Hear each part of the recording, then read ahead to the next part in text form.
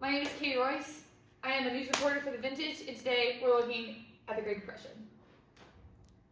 September 1929, life's day is just as grand as ever. Stock market is rising and a promising aspect to the future is near. Getting rich quick, loving sports. You can check out Darling Miss Daisy at the Silver Spoon Speakeasy this week, Thursday through Sunday. It's September 1929. New York Yankees are winning, headed to the Major Leagues, World Series. Everything is good and grand. Get your money up, get your stocks, get rich quick. Uh-oh. This just in, stock market crash. Black Thursday was on October 24th, 1929. Today is Sunday, October 27th, 1929. It's your Sunday paper. We're reporting now that the stock market was originally booming just a few weeks ago, back in September.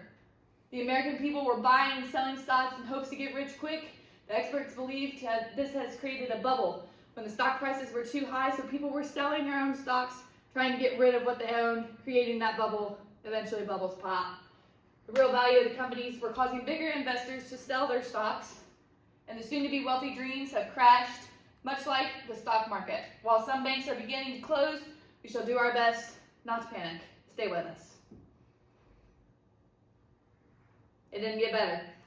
Black Monday, on October 28th, Monday, the very next day after we sold our papers, the Dow Jones Industrial Average declined nearly 13% and another 12% on Tuesday. In the aftermath, the nation finds itself facing widespread panic, and the market is in disarray, not knowing where money's going, not knowing when money's coming back. President Hoover has remained optimistic, saying that things will get back on track. On October 30th, President Hoover made a speech saying, "The fundamental business of the country, that is, the production and distribution of commodities, is on a sound and prosperous basis.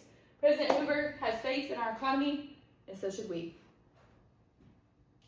In a devastating turn of events, the financial stability of the nation is being severely tested as more and more banks across the United States shut their doors in what seems to be an unstoppable wave of closures. This hardship is now our life, has already claimed countless jobs and businesses, now threatens to erase the savings of all rich and ordinary Americans. The closure comes on heels of widespread stock market crashes and economic turmoil, not only affecting America, but everywhere else around us. Who knew that our New York stock market could affect so many millions of Americans across America and millions of people across our nation and world? With the unemployment rate soaring and prices of food and necessities climbing, the average American is struggling to make ends meet. We are looking at harsh rates of survival, trying to find a way in America. Newly appointed president of our great nation has elected the 32nd president of the United States, President Franklin Delano Roosevelt. We hope that he can bring us out of this Great Depression after President Herbert Hoover has done his best to keep us in a steady rate as the stock continues to drop. 1933, unemployment rates take a toll. Almost 25% of Americans are unemployed. The wage rates in income for workers who were already lucky enough to have kept their jobs fell 42.5% in the last 4 years. And we can only hope that the newly appointed President Roosevelt can bring us out of this constant state of depression. Dust is a farmer's biggest enemy right now in 1934. Farmers all over the nation are struggling with dry spells and dry soil across the nation, in the Midwest specifically. Farmers can not only grow their crops, but cannot feed their livestock due to it. Farmers are not only having to get rid of their farms, but move entirely to the West in hopes of finding a better life and better job opportunities.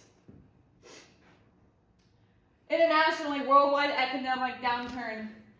The Great Depression is not only affecting America, but it's affecting everybody around the globe. Germany had just signed the Treaty of Versailles 10 years ago and is now hit with an economic depression on top of recovering from World War II. Britain and France aren't suffering as bad as Germany, but are hit with low poverty rates and factories of closure.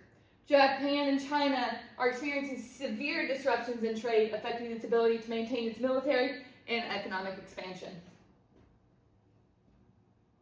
President Roosevelt announces the New Deal with multiple proposals such as the Social Security Act, financial system reform, civilian conservation corps, and the Federal Deposit Insurance Corps to help keep America on their feet, to keep banks open, to keep security alive, and to bring back hope to our American future.